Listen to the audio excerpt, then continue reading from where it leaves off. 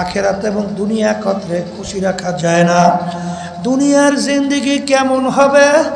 আল্লাহ রাসূল সাল্লাল্লাহু আলাইহি ওয়াসাল্লাম বলেন, হে আমার উম্মতেরা, কুন ফিদ দুনিয়া কান্নাকা গরীব আও আবিরু সাবিল।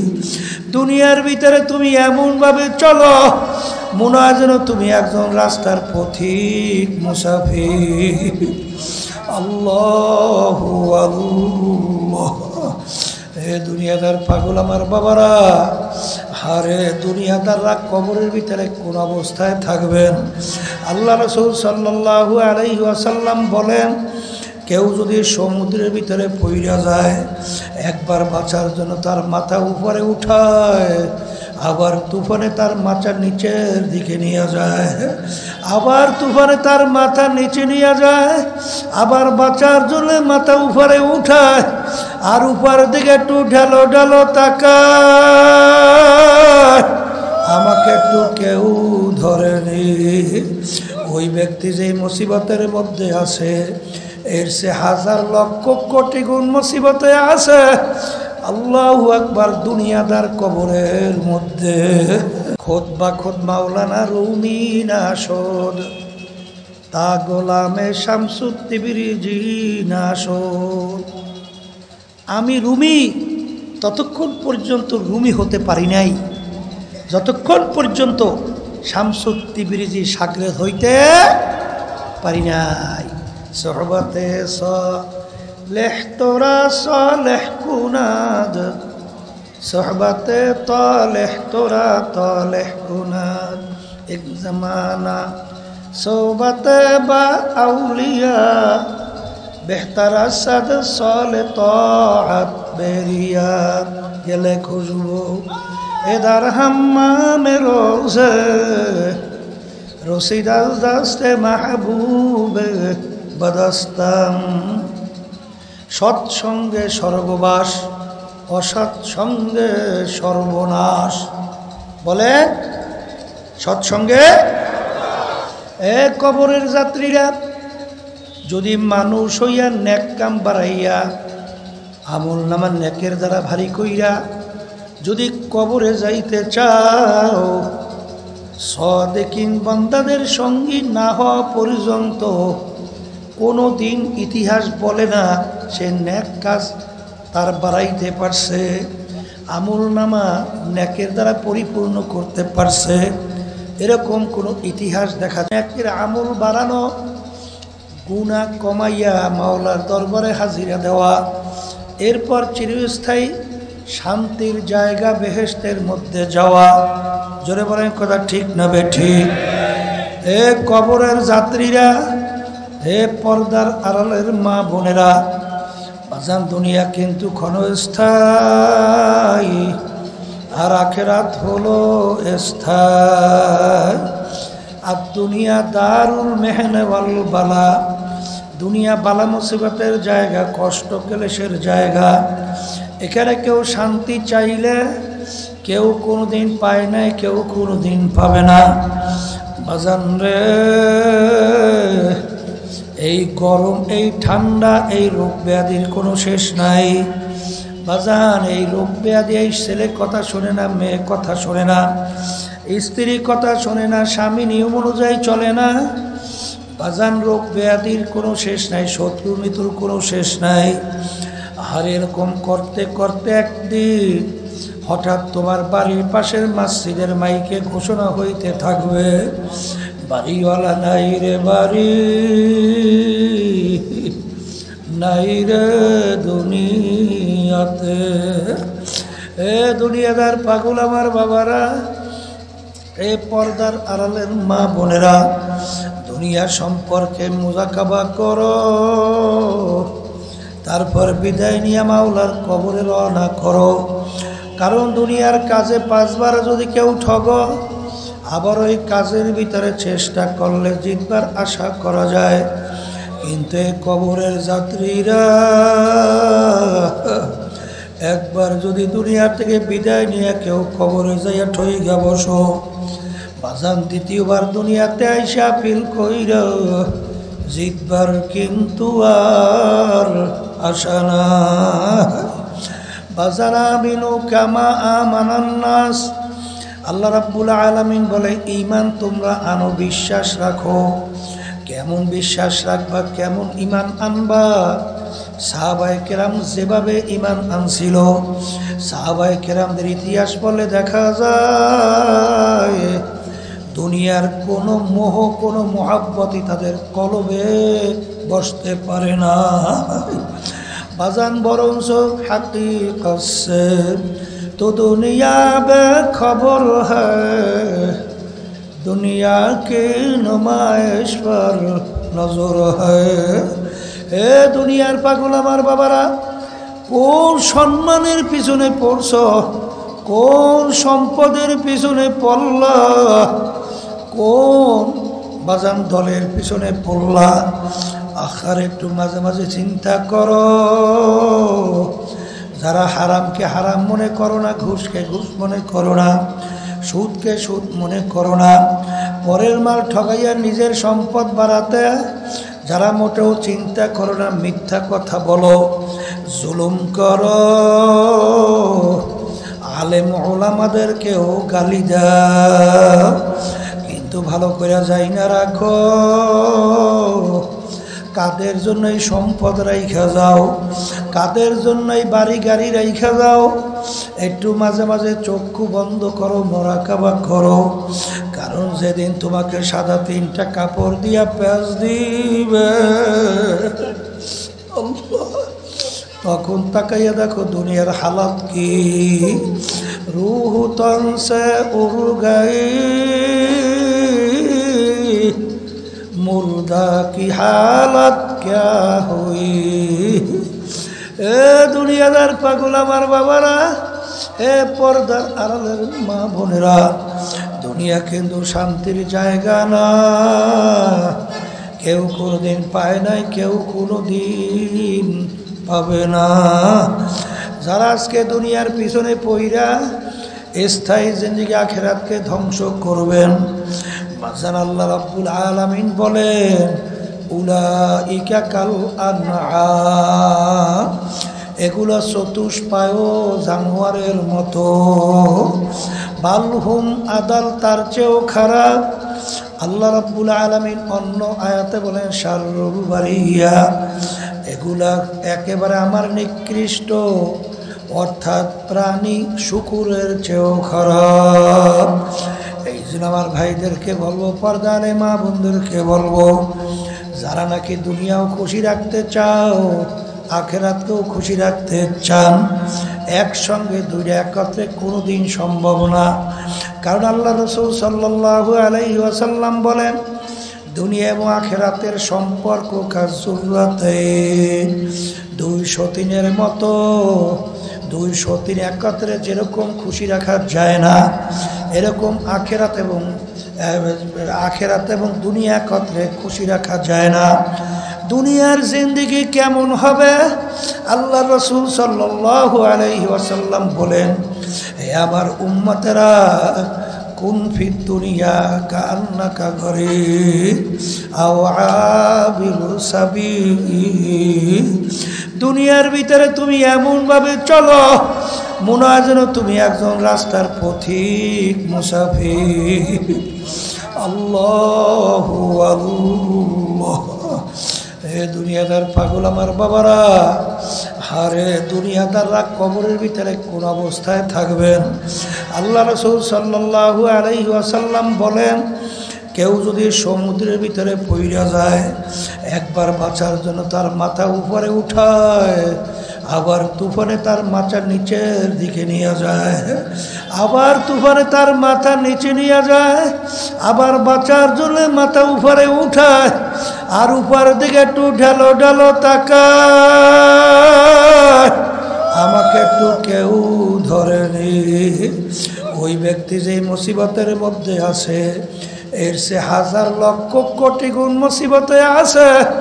আল্লাহু আকবার। দুনিয়াদার কবরের মধ্যে।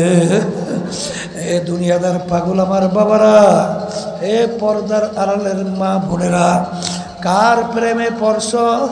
কার জন্য জীবন শেষ করছো? একটু মাঝে মাঝে চক্ষু বন্ধ করো, মুরাকাবা করো।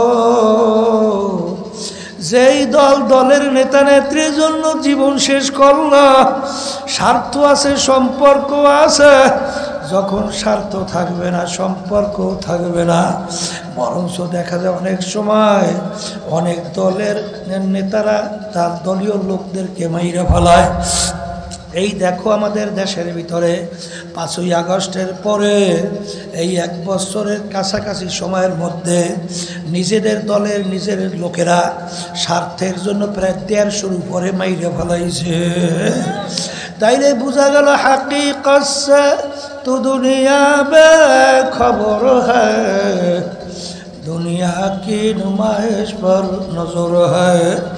এই জন্য আমার বাজানদেরকে বলবো, পর্দারে মা বোনদেরকে বলবো, নেকের পাল্লা ভারী করা লাগবে, গুনার পাল্লা হালকা নিয়ে মাওলার কবরে রওনা করা লাগবে। নেকের পাল্লা ভারী করার জন্য শত্রুর থেকে বাঁচা লাগবে। জিন শয়তান, মানুষ শয়তান, নফসে আম্মারা শয়তান। বাজান, জিন শয়তান থেকে বাঁচার জন্য আমার মালিকের নাম তার জিকির বেশি বেশি নেওয়া লাগবে। বাজান, মানুষ শয়তান থেকে বাঁচার জন্য সাদিকিন বান্দাদের সঙ্গী হওয়া লাগবে। আর নফসে আম্মারার শত্রু থেকে বাঁচার জন্য জিহাদ করা লাগবে। কারণ আল্লাহ রাসূল সাল্লাল্লাহু আলাইহি ওয়াসাল্লাম বলছেন, রাজানা মিন জিহাদিল আসগর ইলা জিহাদিল আকবার। এ আমার সাহাবারা ছোট যুদ্ধের থেকে বড় যুদ্ধের দিকে রওনা করলাম। বাজান রে, আল্লাহর ওলিদের ইতিহাস পড়লে দেখবা তারা নফসে আম্মারার সঙ্গে কিভাবে জিহাদ করছে। যদি জিহাদের নিয়াতে চেষ্টা করা শুরু করো, আমার মালিক তোমার আমার সঙ্গে ওয়াদা করছেন, ওয়াল্লাযীনা জাহাদু ফিনা লানাহদিয়ান্নাহুম সুবুলানা ওয়া ইন্নাল্লাহা লামাআল মুহসিনিন। আমার মালিক বলেন, তোদের জন্য লক্ষ্যে পৌঁছার জন্য, চিরস্থায়ী শান্তির জায়গা বেহেশতে পৌঁছার জন্য, আমাকে পাওয়ার জন্য তোদের জন্য আমি অনেক রাস্তা খইলা দেব। মাল্লাহুল মাওলা ফালাহুল কুল। যেই বান্দা বান্দি আমার মাওলার জন্য হইয়া যাবে, আমার মালিক ওই বান্দা বান্দির জন্য হইয়া যায়। আল্লাহর হাবিব বলেন, দুনিয়ার ভিতরে এক শ্রেণী এরকম আমার উম্মতের আছে, যারা আমার মাওলার হুকুম আমার তরিকা অনুযায়ী চলতে চলতে এরকম একটা অবস্থান তাদের ভিতরে চলে আসে। ইয়াদুহু ইয়াদুল্লাহ, আইনুহু আইনুল্লাহ, লিসানুহু লিসানুল্লাহ। তাদের হাতখানা দেখতে মনে হয় আব্দুল করিমের হাত আর রহিমা খাতুনের হাত। তাদের হাত আব্দুল করিম রহিমা খাতুনের হাত থাকে না, তাদের হাত দুইটা মাওলার কুদরতি হাতে পরিণত হইয়া যায়। তাদের জিব্বাটা মনে হয় আব্দুল করিমের জিব্বা, ওই জিব্বাটা এক পর্যায়ে মাওলার কুদরতি জিব্বায় পরিণত হইয়া যায়। আমি বলি নাই, আল্লাহ রাসূল সাল্লাল্লাহু আলাইহি ওয়াসাল্লাম বলছে, দেখতে মনে হয় আব্দুল করিমের চক্ষু, তাদের চক্ষু আর আব্দুল করিমের চক্ষু থাকে না, তখন তাদের চক্ষু হইয়া যায় মাওলার কুদরতি চক্ষু। এই জন্য আমার ভাইদেরকে বলবো, পর্দালে মা বোনরা যারা শুনছেন, আসলে যাদের জন্য আজকে জীবন শেষ করলাম, এরা কিন্তু মূলত আমার তোমার কেউ আপন না।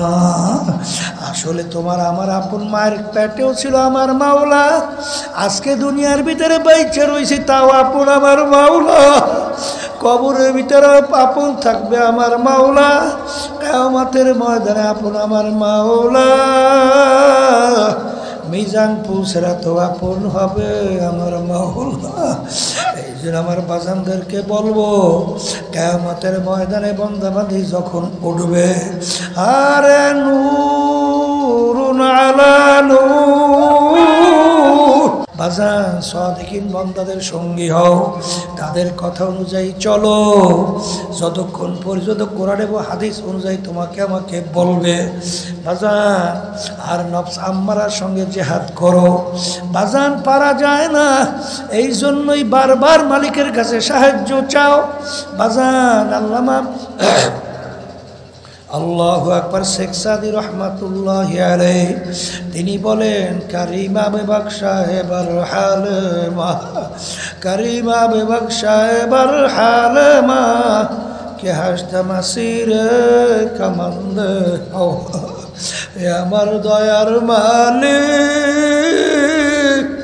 তুমি একটু আমার দিকে রহমতের নজরে তাকাও মালিক। আমি তো নফসে আম্মারার জিনজির শিকলের ভিতরে আবদ্ধ হইয়া গেলাম, দয়া মায়া কইরা নফসে আম্মারার শিকল থেকে তুমি একটু আমাকে পরিত্রাণ দাও। আসলে চিন্তাও নাই, চেষ্টাও নাই, পরিত্রাণও নাই। এই আল্লামা শেখ সাদি রহমাতুল্লাহি আলাইহি বলেন, সেহল সালে উমরে আজিজাত গুজাশত, মেজাজে তু আজ হালে তেফলি নাগাশ। আরে শেখ সাদি, তোর তো 40 বছর হয়ে গেল, এখন পর্যন্ত ছোটবেলার চরিত্র পরিবর্তন হয় নাই। পরিবর্তন কর, আর মালিকের কাছে দোয়া চায়, আর মালিকের কাছে সাহায্য চায়। এই জন্য আল্লাহর ওলিরা বলতেন, তাআত তৌফিক তাআত হামজাতু, তাআত তৌফিক তাআত হামজাতু, ইয়ামানাত ওয়া ইজাবাত হামজাতু। হে আমার মালিক, আপনি যদি দয়া মায়া করে আপনার কুদরতি কোলে জায়গা না দেন, আমার শক্তি নাই আপনার পর্যন্ত পৌঁছা, আপনাকে পাওয়া। সন্তান যেরকম জোর কইরা মায়ের দুধ পান করার শক্তি নাই, কিন্তু সন্তান যখন ওয়া ওয়া কইরা কান্দে, মায়ের কাজ হাতের থেকে পইরা যায়, মা সন্তানকে দৌড়ে যাইয়া ধইরা আদর করে চুমা দেয়।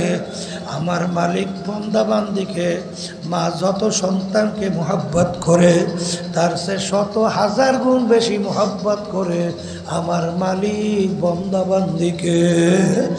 আমার মাওলা বান্দাবান্দির চোখের পানি সহ্য করতে পারে না। বান্দাবান্দির চোখের পানি হারে চোখের কর্নারে আসার সঙ্গে সঙ্গে আমার মালিক তার জন্য জাহান্নামের আগুন হারাম কইরা দেয়।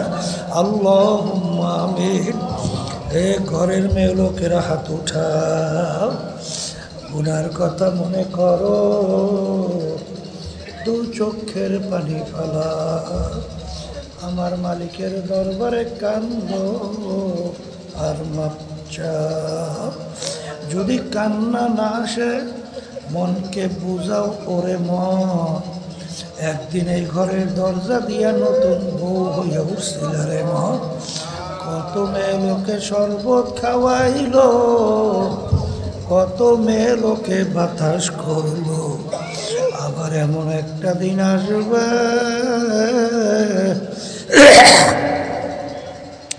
এই ঘরের দরজা দিয়া মরা লাশ হইয়া বের হওয়া। ছেলে কানবে মামা করে, মেয়ে কানবে মামা করে,